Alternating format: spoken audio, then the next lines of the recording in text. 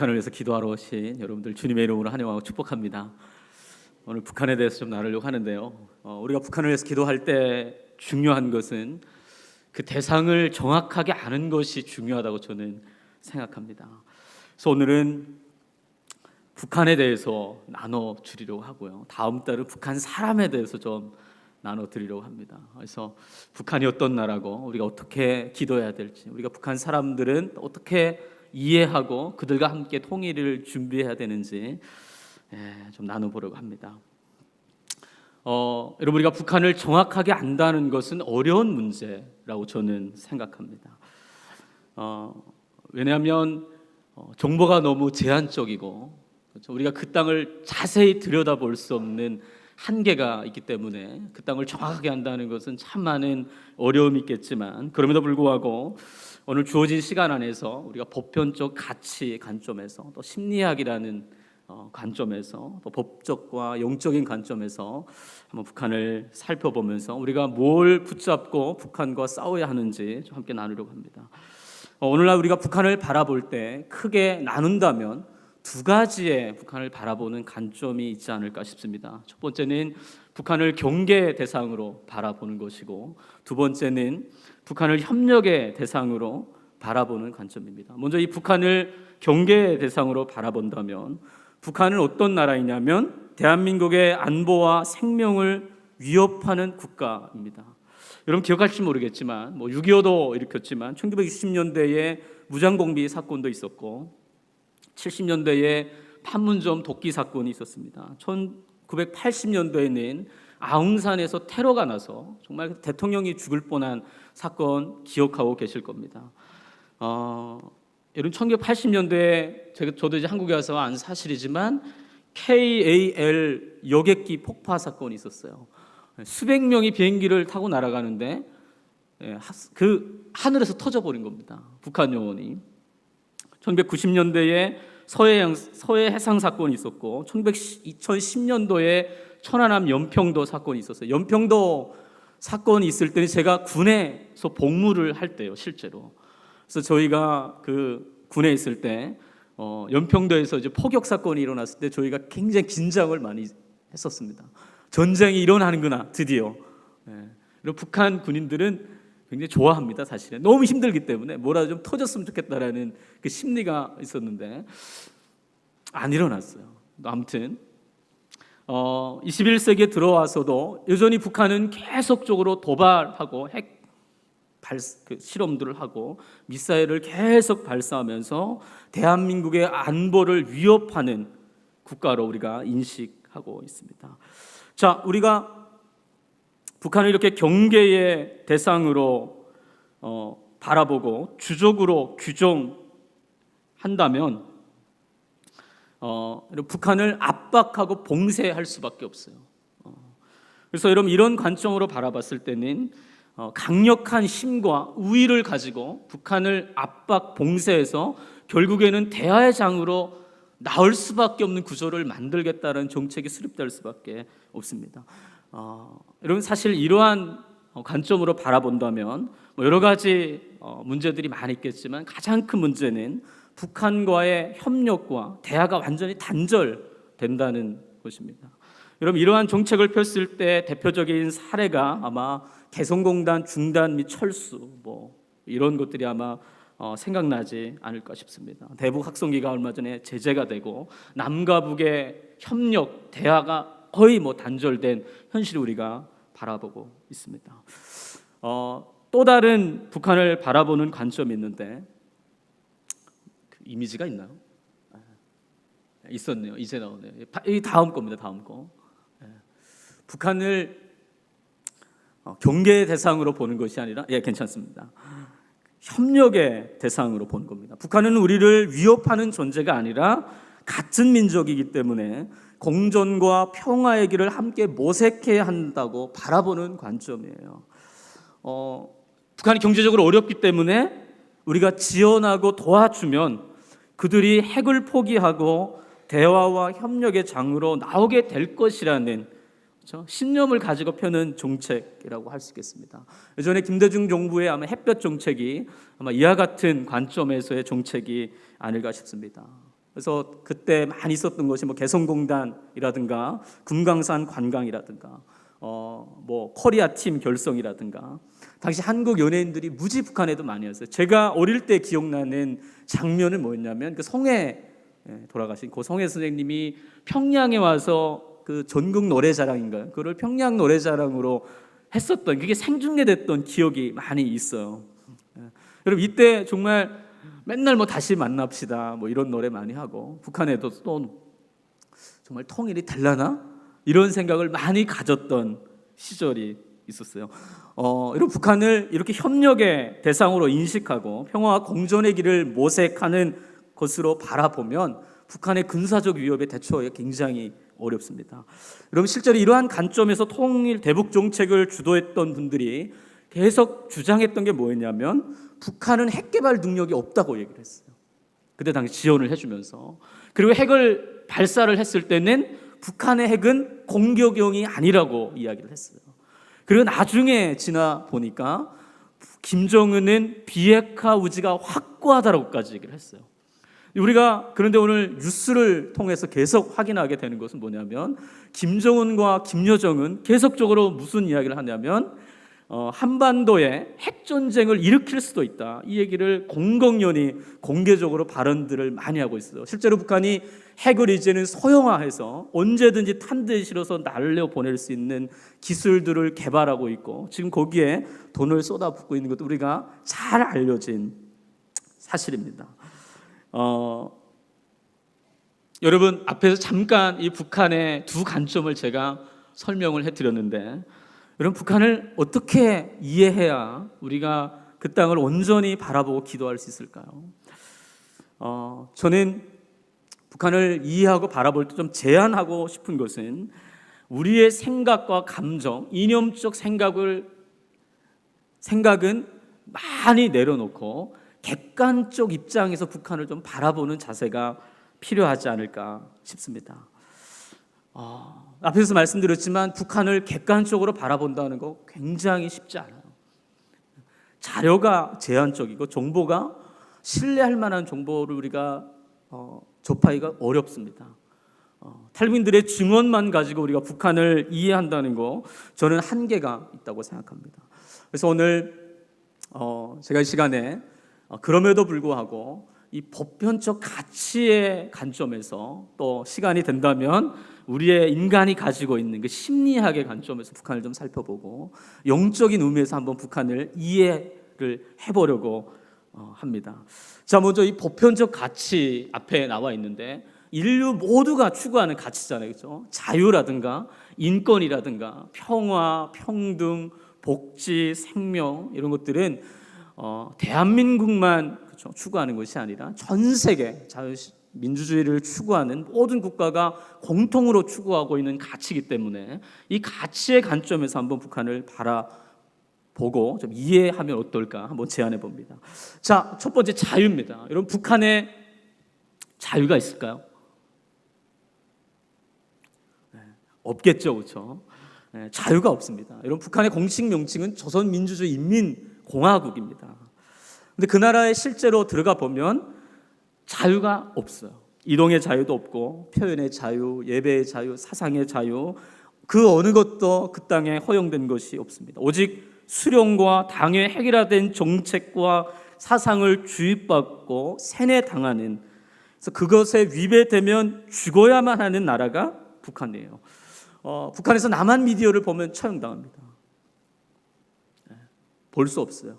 오늘 또 어떤 형제가 저에게 그 북한 뉴스를 하나 보내줬는데 남한 K-드라마를 봤다고 해서 30명을 공개청했다는 뉴스를 봤어요. 여러분 이런 나라가 북한입니다. 자유가 존재하지 않아요. 여러분 우리가 통일을 해야 하는 가장 중요한 이유가 있다면 그 땅에 자유를 하나님께서 주시고자 하시는 온전한 자유를 그 땅에 세우기 위함이 아닐까 싶어요. 여러분 동의하세요? 자유가 없는 나라에 하나님이 주시는 참 자유를 우리가 회복하기 위해서라도 우리는 통일을 해야 한다고 저는 믿습니다. 아멘이시죠? 자, 인권 부분입니다. 여러분 북한은 인권이라는 말 자체가 없는 나라예요. 20만이 넘는 정치범 수감자들이 실제로 존재하고 있고, 자유를 찾아 떠나는 사람들을 반역자로 죽이는 나라가 북한입니다. 제가 예전에 어떤 형제에게 들었던 이야기인데, 그 교도소 같은 데서 있다가 도망을 쳤는데 추격전에 잡힌 거예요. 잡혔는데 이 잡힌 사람을 어떻게 했냐면 그냥 죽이지 않고 이 다리에 총을 쏴서 상처를 입혀서 그 기둥에 매달아 놓은 거예요. 어디다 매달아 놨냐면 수많은 그 수천 명의 그 수감자들이 다니는 그 중앙 항복판에 매달아 놓은 겁니다. 그래서 이 사람을 어떻게 죽이냐면 피를 많이 흘려서 죽이는 거예요. 굉장히 잔인한 방법으로 죽이는 겁니다. 왜 이런 말도 안 되는 일들을 하냐면 그 사람들에게 보여주기 위함이에요. 너희도 여기서 도망치다 잡히면 이렇게 되는 거예요. 그래서 여러분, 중국에서 잡혀서 북송당할 위기에 처해 있는 이 탈민들을 뉴스에서 접하면 막 약 먹고 그래요. 돌아가면 어차피 죽으니까 그냥 여기서 죽겠다는 그 간절함이 있어요. 북한이 이런 나라예요. 인권이라는 말 자체가 성립이 안 됩니다. 실제로 2014년 유엔 북한 인권조사위원회에서 이 북한 인권 보고서를 발표를 했는데요. 정말 많이 있습니다. 개인의 자유 침해, 정치범 수용소에서 자행되는 고문, 강간, 반일적 범죄, 여성들의 그런 성적인 부분들, 장애인 차별, 너무나도 많아서 다 열거할 수도 없을 정도로 북한의 인권 상황을 구체적으로 나열을 했습니다. 앞에서 제가 말씀드렸지만 우리가 통일을 해야 하는 아주 중요한 이유가 있어요. 그 땅에 하나님이 주신 이 인권이 회복돼야 돼요. 여러분, 우리가 하나님 주신 인간의 권리들이 있잖아요. 하나님 마음껏 예배할 수 있는, 우리가 생각하고 행동하고 자유롭게 살아갈 수 있는 기본적인 권리 자체가 없는 땅에 우리가 그 땅에 하나님 인간으로서 하나님의 권리를 누릴 수 있는 나라 되게 해주세요. 정말 그 기본적으로 먹고 사는 문제가 아니라 인간이 누릴 수 있는 기본권이 존중되고 보장받는 나라가 그 땅에 회복되게 해주세요. 우리가 그를 위해서라도 통일이 반드시 돼야 되지 않을까 싶습니다. 아멘이시죠?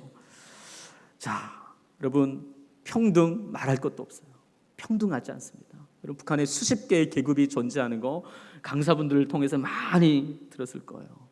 이 평등에 대한 이야기를 할 때 제가 가장 많이 떠오른 이미지는 그 11살짜리 김주애가 등장한 사건이에요.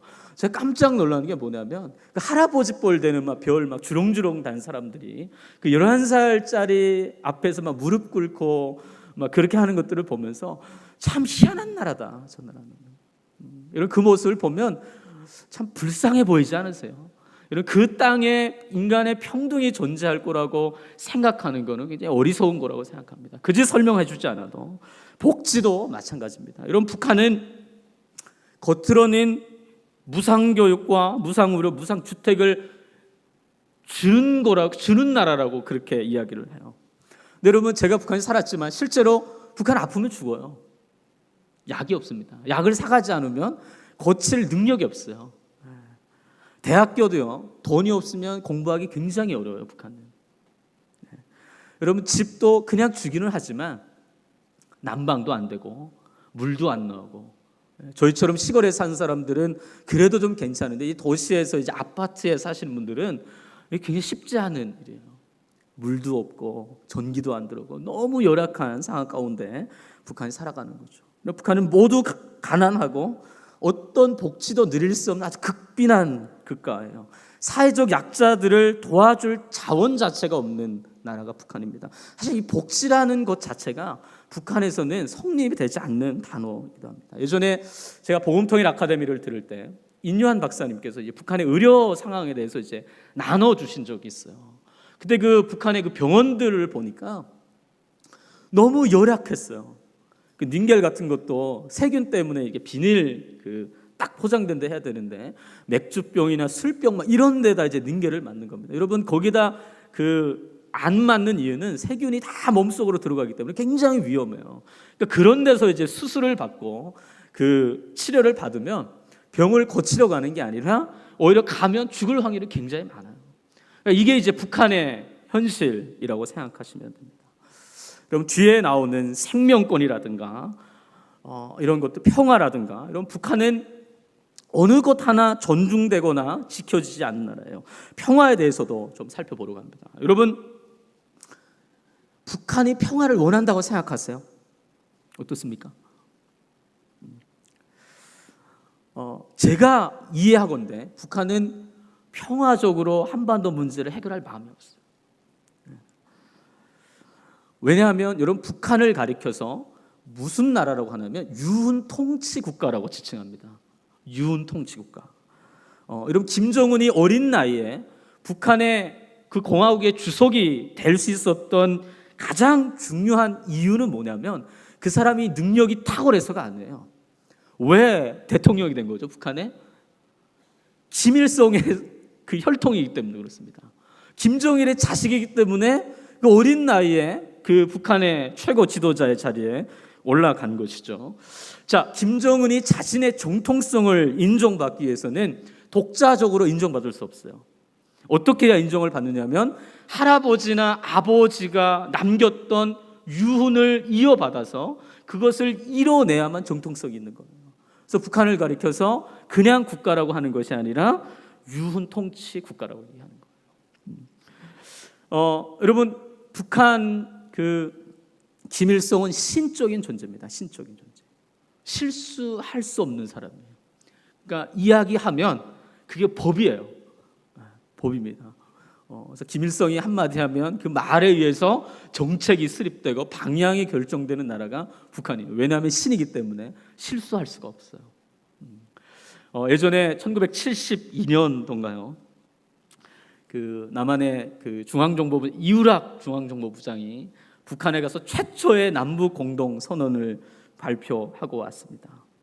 그 핵심은 뭐냐면 평화, 공존, 우리 민족끼리 이 3대 원칙이라는 것을 발표하고 돌아왔는데 그 공동 선언이 발표된 이후에 김일성이 당 간부들을 모아놓고 한 이야기가 있어요.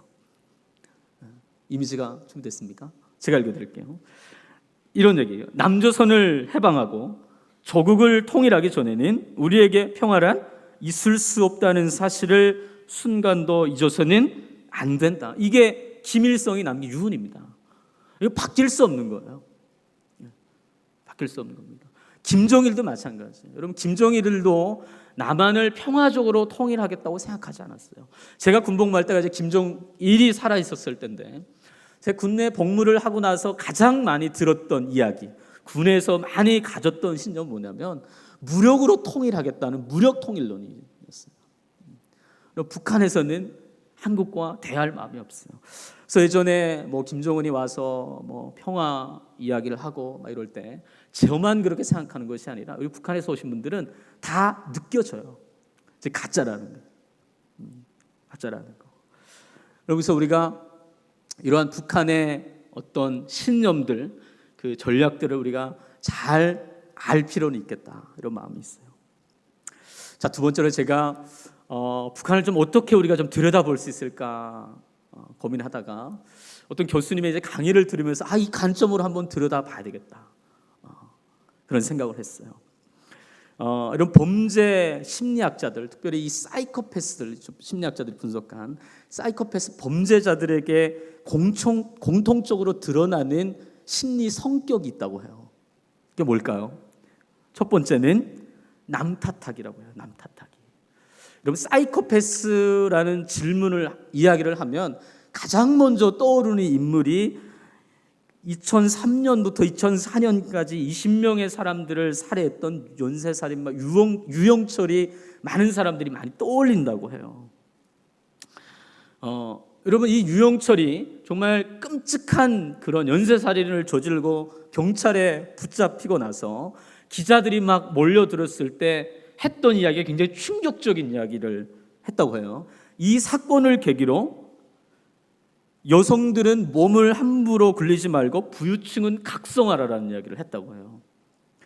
범죄 심리학자 이 박지선 교수님이 이 유영철의 이야기를 분석을 하시면서 어떻게 이야기했냐면, 자신이 저지른 잘못에 대해서 그 책임을 다른 사람에게로, 마치 피해자가 어떤 방식으로 행동했기 때문에 이런 범죄가 발생한 것처럼 피해자 탓, 사회 탓, 남 탓하는 성격이 유영철에게 뚜렷이 나타나는 문장이라고 합니다.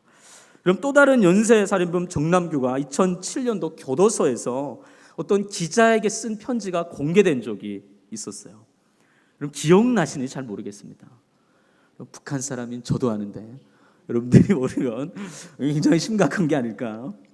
자, 그 편지에 보면 이런 내용이 있었다고 해요. 95년도에 자기가 치료 감호소에서 살인 충동을 느꼈다고 해요.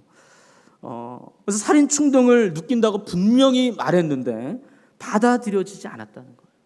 내가 이 살인 충동이 느껴서 멈춰달라고 이야기를 했는데 사회가 외면하고 도움을 주지 않았기 때문에 내가 살인을 저지를 수밖에 없었다. 이런 편지를 보냈다는 겁니다. 그러니까 자기들이 저지른 그 끔찍한 잘못들, 그 살인을 정당화하면서 그것을 마치 자기들이 잘못이 아니라 사회 탓이나 남 탓으로 돌리는 아주 대표적인 성격들이 이 사이코패스 범죄자들에게 드드러지게 나타나는 성격이라는 거예요. 자, 여러분 북한을 한번 이 관점으로 한번 들여다봅시다. 여러분 북한은 자신들이 굶어 죽고 어려움을 당하는 이유가 자기들이 잘못해서라고 생각하지 않습니다. 왜 못 산다고 생각하냐면 미국 때문이라고 생각해요. 미국이 우리를 압박하기 때문에, 봉쇄하기 때문에, 저 남조선 괴뢰들이 우리를 미국과 함께 동조하기 때문에 우리가 이런 삶을 살아간다라고 계속 강조하는 겁니다. 얼마 전에 남북 그 연락사무소도 폭파하면서 북한이 늘 꺼내는 조건이 있어요. 너네가 먼저 우리를 위협했기 때문에 폭파한다는 거죠. 그래서 북한 주민들로 하여금 분노와 증오심을 극대화시키는 거예요. 누구에게? 미국과 이 남한에 대해서. 그래서 북한 사람들은 미국 굉장히 싫어해요. 그래서 북한에서는 철천지 원수라고 합니다. 미국을 가리켜서. 여러분 이 수법을 누가 많이 쓰냐? 북한의 공산주의자들이 주민들을 대상으로 많이 쓰는 수법이에요. 여러분 탈민들이 한국에 와서 생활하면서 놀라는 것들이 뭐냐면 저도 마찬가지죠. 북한에서 이야기하는 거가 너무 다른 거예요. 한국에 와보니까 우리가 북한에서 들었던 내용이랑 너무 다른 이야기예요. 미국의 비전 트립이나 가서 들었던 이야기는 미국 사람들은 정말 철천지 원수, 승냥이들이라고 우리가 교육을 받고 그렇게 세뇌를 당해왔는데 정작 가서 만나보니까 아닌 거예요. 거기에서 많이 놀란다고 합니다. 너무 친절한 사람들, 우리랑 똑같은 사람, 오히려 우리를 위해서 기도해 주는 사람들 때문에 우리 탈무들이 많이 놀랐다는 이야기를 참 많이 듣게 됩니다. 미국이나 남한 때문에 북한이 어려움을 당하는 것이 아니라 실제는 뭐냐면 김정은과 그 특권층이 그 욕망과 권력의 고집스러운 야욕 때문에 수천만의 그 땅의 백성들이 고통을 당하게 되었다는 것을 언제 깨닫냐면 한국에 와서 미국에 와서 경험하면서 이러한 것들을 이제 깨닫게 되는 거예요. 두 번째 이 범죄자들에게 나타나는 아주 특징이 있는데 그게 뭐냐면 과대망상증이라고 해요. 과대망상증. 이 박지선 교수님이 사이코패스 범죄자들을 분석하면서 그 공통적으로 뭘 발견하게 되냐면 본인이 굉장히 특별하고 우월하다는 생각들을 많이 가지고 있다고 합니다. 그래서 본인의 가치가 굉장히 높기 때문에 다른 사람을 착취하고 자신의 목적이나 쾌락을 위한 도구로 사용해도 괜찮다라고 실제로 생각들을 많이 한다고 해요. 이 교수님이 죄아벌이라는 소설을 가지고 와서 이 이야기를 구체적으로 풀어내는데 여러분 죄아벌이라는 소설 읽어보셔서 알겠지만 주인공 그 청년이 전당포 노파를 살해하는 그 이야기가 기록되어 있습니다. 이 이야기를 잘 분석해 보니까 이 주인공이 왜 노파를 살해할 수밖에 없었는지 그 배경에 대해서 이분이 설명을 해요. 여러분 이 주인공에게는 두 가지 이 세상 사람들을 분류하는 두 개의 관점이 있었다는 거예요. 첫 번째는 평범한 사람들, 두 번째는 자신처럼 비범한 사람들로 이 세상을 나눴다는 겁니다. 그래서 자신과 같은 비범인들, 비범한 사람들, 예를 들면 이 나폴레옹과 같은 사람들은 전쟁에서 사람들을 아무리 많이 주게도 사회의 도덕법과 규범 위에 있기 때문에 정당화된다라는 그런 말도 안 되는 인지적 오류를 가지고 있다고 해요. 그래서 내가 많은 사람들의 피를 빨아먹는 고리대금업자를 죽이는 것은 자기가 비범한 사람이기 때문에 전혀 문제가 되지 않는다라는 그런 인지적 오류, 사고방식의 왜곡이 도드라지게 나타난다는 겁니다. 여러분, 북한의 김일성 일가를 잘 살펴보면 이런 가대망상증이 많이 있어요. 자신은 특별하고 우월하다고 생각하고 신적인 존재라고 실제로 그렇게 생각하는 건지 아니면 사회가 만들어낸 건지 모르겠지만 그런 인지적 오류들을 북한의 리더들이 가지고 있어요. 그래서 수천만의 북한 동포들을 고통 가운데 살게 하고 있지 않나 싶습니다. 뭐 자신이 영원히 함께 살아 계신다든지 뭐 축지법을 쓴다든지 이런 북한에서 많이 들었던 이야기가 뭐냐면 설방울이 막 던지면 막 갑자기 날아가다 막 수류탄이 된다든지. 여러분, 이거 누가 믿습니까 이런 거? 근데 실제로 막 그렇게 싸웠다는 겁니다. 빨치산 운동할 때. 그래서 자신들이 마치 특별하고 굉장히 우월한 존재이기 때문에 자신들을 위해서 수천만 사람들이 희생당하는 것이 당연하다는 식의 사고가 그들 안에 자리 잡고 있지 않나 싶어요. 여러분, 이런 인지적 오류가 가장 두드러지게 드러난 사건이 뭐냐면 고난의 인근 시기에 지어졌던 북한의 금수산 태양궁전이라는 건물이에요. 여러분 기억하시겠지만 1994년도부터 97년 사이에 북한의 일명 아사 사태가 진행이 됩니다. 300만 명이 굶어 죽게 되는데요. 실제로 북한에 돈이 있었어요.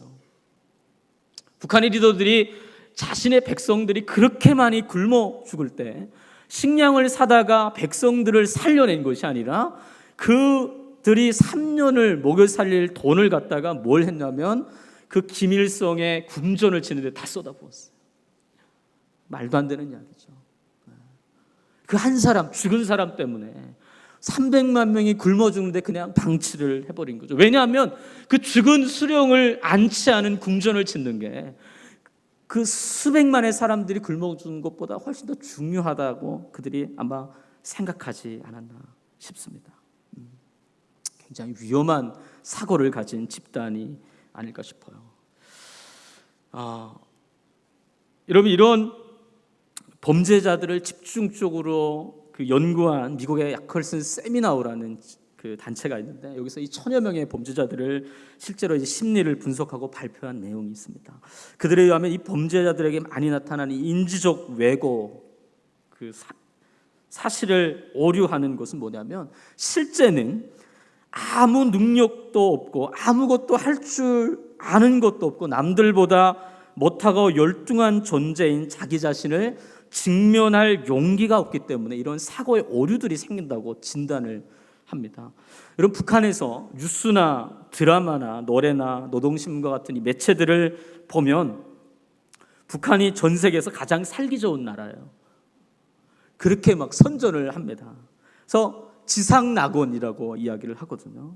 이것도 수십 년을 그렇게 하고 있어요. 자신들이 세계에서 가장 평등하고 살기 좋은 나라다. 자신의 군사력도 세계에서 가장 강하기 때문에 미국이 건드리지 못하고 있다. 뭐 이렇게 이야기를 하고 있어요. 그래서 저도 북한에 있을 때는 북한이 제일 강한 줄 알았어요. 미국과 전쟁에도 충분히 이길 수 있다라는 거 어디서 나온? 근데 이런 그렇게 주입을 받기 때문에 실제로 그렇게 생각을 하게 되는 겁니다. 그리고 아직도 공산권이 북한이 망하지 않는 이유는 우리 수령들 뭐 김일성부터 시작해서 능력이 아주 출중하기 때문에 북한을 소방으로부터 구원하고 있다, 이렇게 주장들을 계속 하고 있는 것이거든요. 사실 이 북한의 그 주장 깊숙한 것에 무엇이 자리 잡고 있을까? 이 단체의 연구대로 적용을 해보면 아무 능력이 없는 겁니다. 실제로 할 줄 아는 것도 없고 그 깊은 것에 자리 잡고 있는 열등감이 북한 리더들에게 있지 않나 싶어요. 그래서 그거를 직면할 용기가 없으니까 현실을 왜곡하고 부풀려서 마치 북한이 자신들이 전 세계에서 아주 좋은 나라인 양 포장하는 그 과대망상적인 증상들이 북한 안에 있지 않나 싶습니다. 그래서 사실 어떻게 보면 북한은 별것도 아닌 나라예요. 두려워할 필요는 없을 것 같습니다. 만약에 한국과 남한이 전쟁이 나면 괜찮습니다, 여러분. 저는 북한에 있을 때는 북한이 이긴다고 이제 왜곡된 거죠. 교육을 받았기 때문에 철석같이 믿고 있었던 사람인데 지금은 그렇게 생각하지 않아요. 남한이 이깁니다. 여러분 믿으시죠? 게임 자체가 안 된다는 거 너무 잘 알고 있어요. 여러분 군사력 차이에 비교가 안 된다는 거 너무 잘 알고 있어요. 제가 마지막으로 좀 살펴볼 것은 헌법에 의해서 좀 살펴보길 원하는데, 여러분 대한민국 헌법 3조에 보면 대한민국을 이렇게 규정을 했습니다. 대한민국 영토는 한반도와 그 부속 도서로 한다라고 규정합니다. 대한민국 헌법에 근거하여 북한을 바라보면, 이런 북한은 어떤 나라냐면 휴전선 이북을 불법 점거한 반국가 단체로 규정할 수밖에 없어요. 그래서 우리가 북한을 북조선이라 부르지 않고 북한이라고 부르는 겁니다. 불법적으로 대한민국 국민을 잠시 동안 점거한 불법 집단이에요. 여러분 이 해석에 동의할지는 모르겠어요. 동의하세요? 그래서 여러분 이 해석으로 북한을 바라보시는 분들은 6.25 전쟁도 전쟁이라고 하지 않고 사변이라고 이야기합니다. 그러니까 전쟁이라고 했을 때는 국가와 국가 간의 싸움인데 북한은 국가로 인정하지 않는 거죠. 어떤 불순한 의도를 가진 세력이 대한민국을 상대로 반란을 일으켰다, 사변이라고 이야기를 하는 겁니다. 여러분 어떻게 해석하는 게 맞는지 알아서 기도했으면 좋겠어요.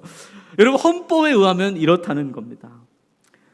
불법적으로 대한민국 국민을 사로잡고 그들의 자유와 인권과 평등을 말살하는 범죄 집단이 북한이다, 이렇게 보는 거예요. 여러분 이 헌법을 우리가 존중하지 않고 받아들이지 않는다면 저와 같은 탈북민들은 한국에 받아들여질 수 없어요. 여전히 난민일 수밖에 없어요. 우리가 대한민국에 왔을 때 동일하게 주민등록증을 받을 수 있는 아주 중요한 이유가 이 헌법 때문이라고 생각해요.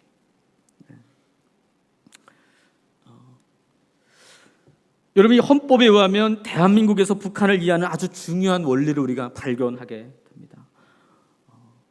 북한 정권과 주민은 분리되는 거예요. 동의하시죠? 북한 주민들은 불법 점거한 집단에게 사로잡힌 사람들이에요. 그래서 우리가 기도할 때도 이 부분을 좀 분명하게 나눠서 기도할 필요가 있겠다라는 생각을 많이 합니다. 북한 정권은 무너져야 돼요. 불법 집단은 사라져야 수천만 하나님의 백성들이 자유를 얻는 겁니다. 그들이 계속 정권을 유지한다면 그 땅에 있는 2,500만 하나님의 백성들의 자유는 보장될 수 없어요. 인권을 누릴 수 없습니다. 그들의 생명권을 누구도 보장해 줄 수 없다는 것이 이 헌법에 입각해서 북한을 바라보는 겁니다. 자, 이 부분을 좀 영적으로 한번 들여다봅시다. 여러분 영적으로 북한을 바라보면 그 땅은 어떤 땅이냐면 사단 마귀가 불법적으로 잠시 동안 하나님의 백성들을 볼모로 잡고 있는 땅이에요. 동의하세요? 여러분 원래 그 땅에 살아가고 있는 사람들은 하나님의 자녀들이에요. 여러분 100년 전만 해도 북한 땅은 하나님의 영광과 임재가 있었던 땅 아닙니까? 하나님의 은혜를 누렸던 땅 아닙니까? 하나님을 마음껏 예배했던 땅이 북한 아닙니까? 하나님이 주시는 참 자유와 기쁨을 누렸던 나라가 북한이에요. 그런데 오늘날부터 사단 권세 있는 자들이 그 땅을 점령해 버렸어요. 그리고 그 땅에 하나님의 자녀들의 사로잡아서 그들의 있는 자유, 인권, 생명과 모든 것들을 다 말살하고 노예 상태로 만들어 버렸습니다. 하나님이 주시는 기쁨을 빼앗아갔어요. 자신의 거처를 정하고 많은 사람들을 노예로, 그렇죠? 자신의 쾌락을 위한 수단으로 살아가고 있습니다. 여러분 그래서 우리가 북한을 위해서 기도하는 겁니다. 그 땅의 거처를 잡고 있는 사단의 권세로부터 하나님의 백성들을 건져내야 되기 때문에 여러분 우리의 통일이 돼야 되는 거예요. 할렐루야. 그래서 그 땅이 무너져야 돼요. 왜냐하면 그 땅은 원래 하나님의 것이기 때문에 그래요. 그 땅의 백성들도 하나님의 백성이었고 우리 예수님께서 주시고자 하는 구원의 은혜를 누려야 되는 사람들이 북한에 있는 하나님의 백성들이 아닐까 싶습니다. 여러분, 그렇기 때문에 북한의 문제는 엄밀히 말하면 영적인 문제예요. 영적인 문제. 예전에 북한에 잡혔다 돌아오셨던 이면수 목사님이 한국에 와서 북한을 어떻게 표현했냐면, 북한을 내가 10년 동안 다녀보니까 그 땅은 공산주의 국가도 아니고 북한은 독재 국가도 아니다. 북한이라는 나라는 사이비 종교 집단이라고 얘기했어요. 사이비 종교 집단이다. 여러분, 이 말이 무슨 얘기냐면, 북한을 영적으로 우리가 바라보고 이해하지 않으면 북한을 온전히 우리가 이해할 수 없어요. 북한은 철저하게 영적인 나라예요. 사단의 권세, 마귀의 권세 아래 놓인 땅이 북한 땅이다. 그래서 우리가 북한과의 이 싸움을 하기 위해서, 북한에 있는 사단의 권세를 몰아내기 위해서 반드시 인지해야 되는 건 뭐냐면, 우리의 싸움이 영적인 싸움이라는 것을 우리가 알고 기도를 해야 된다는 거예요. 여러분, 오늘 우리가 읽었던 본문이 고린도후서 10장 4절부터 5절까지인데요. 여러분, 사도 바울이 뭐라고 얘기하냐면, 우리의 싸움은, 우리는 육신에 속했지만 우리가 싸워야 하는 것은 육신의 싸움이 아니라고 이야기합니다. 우리의 싸움은 세상의 권세 잡은 자들, 특별히 사단과의 영적 싸움이라고 바울이 설명을 합니다. 그 싸움에서 우리가 들어야 될 무기가 뭐냐? 오늘 우리가 읽었던 본문 고린도서 10장 5절 말씀 우리 함께 읽겠습니다. 시작. 우리의 싸우는 무기는 육신에 속한 것이 아니요 오직 견고한 진도 무너뜨리는 하나님의 능력이라. 모든 이론을 무너뜨리며. 여러분, 사도 바울이 이 영적인 싸움에서 우리가 붙잡아야 될 무기 하나를 소개하고 있는데, 그 무기가 뭐냐면 어떤 견고한 진도 무너뜨리는 하나님의 능력이라고 우리에게 얘기하고 있어요. 여러분, 이 능력이 뭘까요? 여러분, 고린도전서 2장 4절 5절에 보니까 바울이 복음을 고린도 땅에 전하면서 이렇게 얘기해요. 내 말과 내 전도함이 설득력 있는 지혜의 말로 하지 아니하고 다만 성령의 나타나심과 능력으로 하며, 너희 믿음이 사람의 지혜에 있지 아니하고 다만 하나님의 능력에 있게 하려 하였노라. 사도 바울이 고린도에서 복음을 전하면서, 내가 복음을 전하는 것은 이 세상의 철학이나 지혜가 아니라 성령의 능력과 나타나심으로 한다 얘기해요. 이는 복음을 전하는 그 일이 사람의 지혜에 있지 않고 하나님의 능력에 있기 때문이다, 이렇게 설명을 하고 있어요. 자, 여기서 바울이 이야기하는 하나님의 능력이 뭘까요? 그 앞구절에 그 능력이 나와 있어요. 고린도전서 2장 2절 말씀인데요, 함께 읽겠습니다. 시작.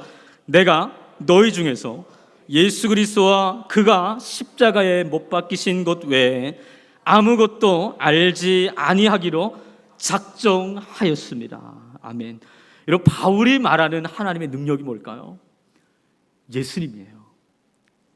내가 예수 그리스도와 그가 십자가에서 못 박히신 그 예수님의 이름을 믿고 가겠다는 거예요. 여러분, 우리 하나님께서 예수님의 이름 안에 자신의 능력을 숨겨 놓았어요. 여러분, 예수님의 이름 안에 하나님의 능력을 숨겨 놓았습니다. 그래서 우리의 능력의 원천은 어디 있냐면 예수님의 이름 안에 있어요.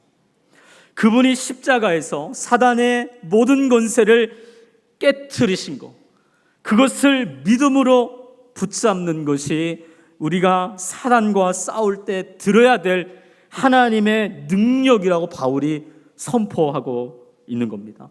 여러분, 바울이 지금 복음을 선포했던 이 고린도 지역이 어떤 지역입니까? 거대한 신전이 자리 잡고 1000여 명이 넘는 여사제들과의 이 난잡한 관계를 통해서 우상을 숭배했던 거대한 종교 시장이 자리 잡았던 세속의 도시였어요. 세계의 사상을 주도했던 헬라 철학과 그 철학의 사상 밑에서 논쟁과 설득을 즐겼던 철학의 도시가 고린도 아닙니까? 상업과 교통의 중심으로 많은 사람들이 돈을 쫓아서 몰려들었던 만몬의 도시가 고린도 라는 도시였어요. 이 거대한 도시 가운데 이 한복판에 사도 바울 단 한 명이 뭘 가지고 가냐면 예수 그리스도의 이름, 능력을 가지고 그 도시에 들어갑니다.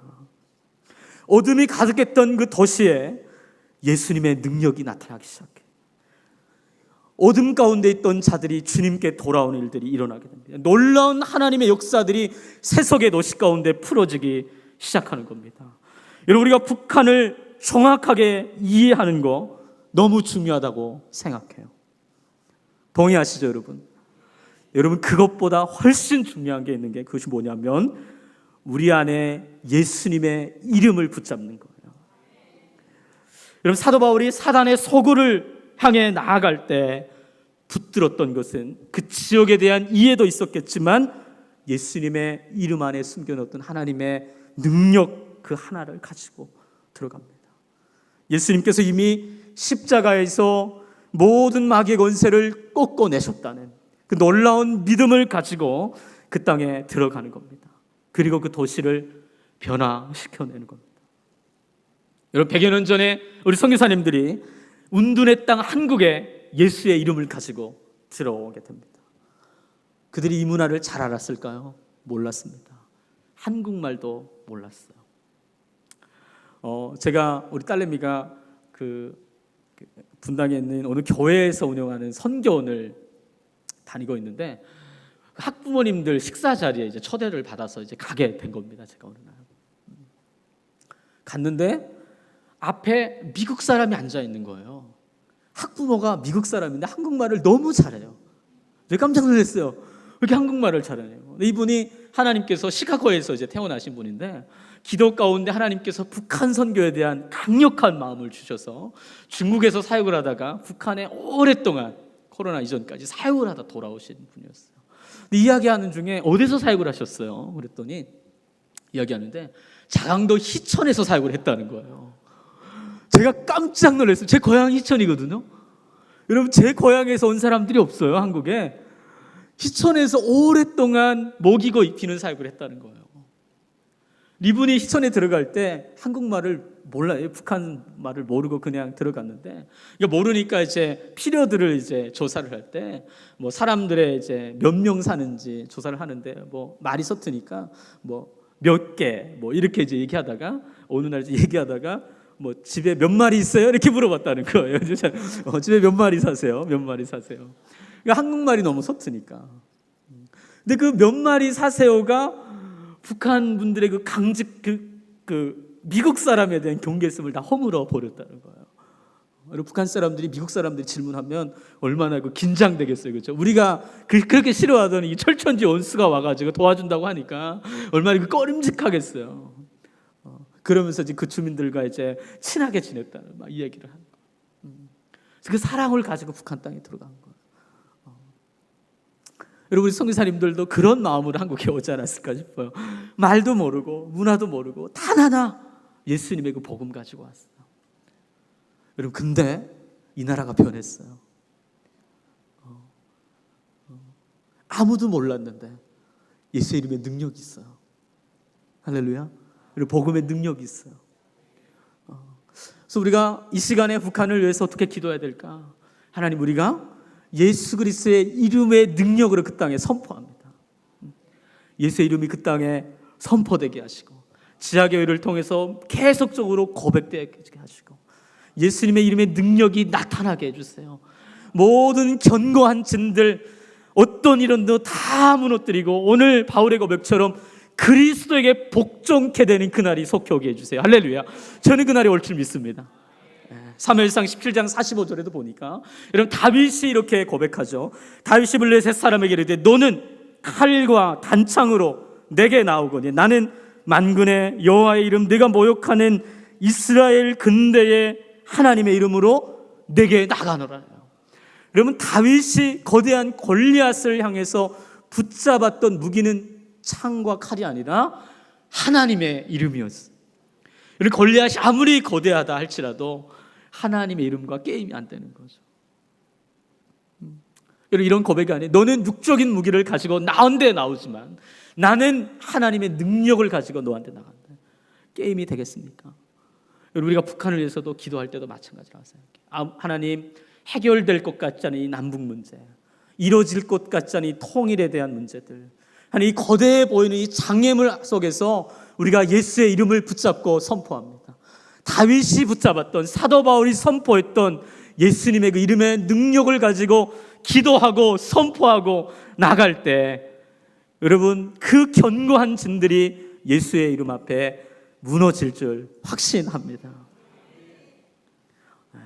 시간이 가서 말씀을 좀 마무리하려고 합니다. 자, PPT가 있습니다. 제가 이 북한에 대한 이야기를 많이 하면서 보여주는 PPT가 있습니다. 아시안 하이웨이라는, 많이 우리 북한산의 성도부 성도님들 아실 거예요. 많이 들어서 저도 세뇌를 시키고 있어요. 여러분, 경부고속도로에 가보면 저런 표지판 보신 적 있을 겁니다. 여러분, 저 도로가 어떻게 연결되어 있냐면, 자, 넘겨주세요. 이 얘기만 하고 마무리합시다.